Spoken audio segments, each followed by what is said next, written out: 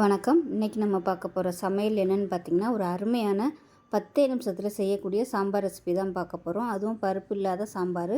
இது வந்து இட்லி, தோசை, பொங்கல் எல்லாத்துக்குமே சூப்பராக இருக்கும். சுட சுட இட்லிக்கு இந்த சாம்பார் ஊற்றி சாப்பிட்டிங்கன்னா அவ்வளோ அட்டகாசமாக இருக்கும். ஸோ வாங்க, ரொம்ப ஈஸியான இந்த சாம்பார் ரெசிபி எப்படி செய்யலாங்கிறத பார்க்கலாம். இப்போ ஒரு மிக்சி ஜார் எடுத்துக்கலாம். மெஷரிங் கப்பில் 1 கப் அளவுக்கு தக்காளி எடுத்திருக்கேன். இது வந்து மீடியம் சைஸாக 2 தக்காளி பொடியாக நறுக்கி இந்த அளவுக்கு எடுத்துக்கோங்க. நல்லா பூச்சி எடுத்துக்கோங்க. 1 கப் அளவு.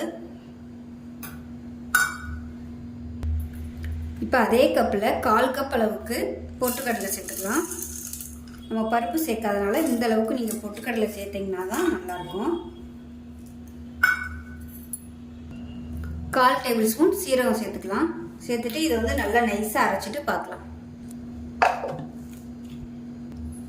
இப்போ நல்லா நைஸாக அரைச்சாச்சு. கெட்டியாக வந்துச்சுன்னா கொஞ்சமாக தண்ணி ஊற்றிக்கோங்க. ஏன்னா பொட்டுக்கடலை சேர்த்துருக்கிறதுனால நல்லா கெட்டிப்படும். தேவைப்பட்டால் தண்ணி ஊற்றிக்கலாம். ஒரு பேன் எடுத்துக்கலாம். பேன் சூடானதும் எண்ணெய் சேர்த்துக்கலாம். தேவையான அளவுக்கு எண்ணெய் விட்டுக்கோங்க. இப்போ எண்ணெய் நல்லா சூடானதும் 1 டீஸ்பூன் போல் கடுகு சேர்த்துக்கலாம். 1 டீஸ்பூன் உளுந்து சேர்த்துக்கலாம். கொஞ்சமாக ஒரு 4 வெந்தயம் சேர்த்திங்கன்னா நல்லா வாசனையாக இருக்கும். அது மாதிரி கொஞ்சமாக சீரகம் சேர்த்துக்கலாம். கருவேப்பிலை இலைகள் வந்து 2 கொத்து சேர்த்துக்கலாம்.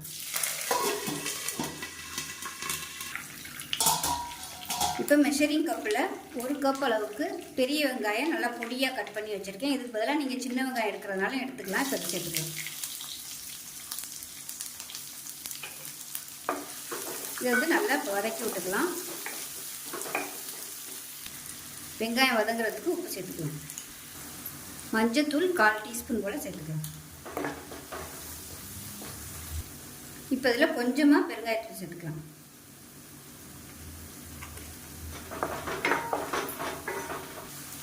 இப்போ வெங்காயம் நல்லா வதங்கிடுச்சு. ரொம்ப ப்ரௌன் கலரில் வதங்கணும்னு அவசியம் இல்லை. இந்த அளவுக்கு வதங்கினா போதும். இப்போ இதில் வந்து சாம்பார் தூள் சேர்த்துக்கலாம். நான் வீட்டில் வச்சுருக்க சாம்பார் தூள் தான் சேர்த்துருக்கேன். நீங்கள் வந்து சக்தி மசாலா சாம்பார் பொடி வச்சுருந்தீங்கன்னா அது சேர்த்துக்கோங்க. நல்லா வாசனையாக இருக்கும். வந்து 1/2 டேபிள் ஸ்பூன் சேர்த்துக்குவேன்.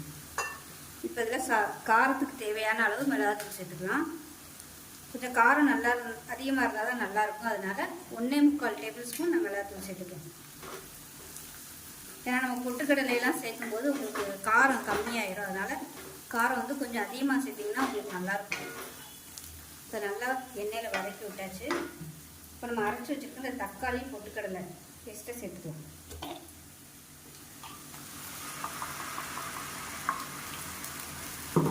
சேர்த்துட்டு நல்லா வதக்கி விட்டுக்கலாம். இப்போ இதில் தண்ணி சேர்த்துக்கலாம். மிக்ஸி அரைச்சிட்டு தண்ணி சேர்த்துருக்கேன். இப்போ வந்து ஒரு 3 டம்ளருக்கு தண்ணி சேர்த்துக்கலாம். பொட்டுக்கடலை அரைச்சி ஊற்றிருக்கிறதுனால நல்லா திக்னஸ் ஆகி வரும். அதனால் ரொம்ப திக்காகிடுச்சுன்னா இன்னும் கொஞ்சம் கூட தண்ணி சேர்த்துக்கலாம். இப்போதைக்கு ஒரு 3.5 டம்ளர் ஊற்றிருக்கேன். பார்த்துக்கிட்டு அப்புறம் சேர்த்துக்கலாம். இப்போ பாருங்கள், நல்லா கொதிக்க ஆரம்பிக்கவும் நல்லா திக்னஸ் ஆகிட்டே வரும். பக்கத்தில் வந்து தண்ணி வச்சுக்கோங்க. இப்போவே நல்ல ஒரு ஃப்ளேவர் வருது. இந்த சக்தி மசாலா பொடி சேர்த்திங்கன்னா உங்களுக்கு டேஸ்ட்டு, சாம்பாரோட டேஸ்ட்டு இன்னும் சூப்பராக இருக்கும். என்கிட்ட இப்போ இல்லை, அதனால நான் வீட்டில் அரைச்சி வச்சுருக்க சாம்பார் தூள் தான் சேர்த்துருக்கேன். இப்போ இதில் உப்பு கம்மியாக இருக்குது. உப்பு கொஞ்சம் சேர்த்துக்கலாம். இப்போ பார்த்திங்கன்னா நல்லா கொதிச்சிருச்சு. அதே சமயம் நல்லா திக்காகிடுச்சு பாருங்கள். இது ஆறுச்சுன்னா இன்னும் கொஞ்சம் திக்காகும். அதனால் தண்ணி சேர்த்துக்கலாம். நான் வந்து நல்லா கொதிக்கிற தண்ணி தான் சேர்த்துருக்கேன். இது கொதிக்கட்டும்.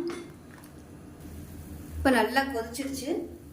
லாஸ்ட்டாக கொத்தமல்லியில் சேர்த்து அமர்த்திடலாம். அவ்வளோதான். அருமையான பருப்பு இல்லாத உடனடி சாம்பார் ரெடி ஆயிடுச்சு. சூப்பராக இருக்கும். ஏன்னா தக்காளியில் நம்ம அரைச்சி ஊற்றிருக்கிறதுனால நல்லா ஸ்மூத்தாக இருக்கும். இட்லி, தோசை எல்லாத்துக்குமே சாப்பிட்றதுக்கு நல்லாயிருக்கும். சுட சுட இட்லியில் ஊற்றி சாப்பிட்ணுன்னா சூப்பராக இருக்கும்.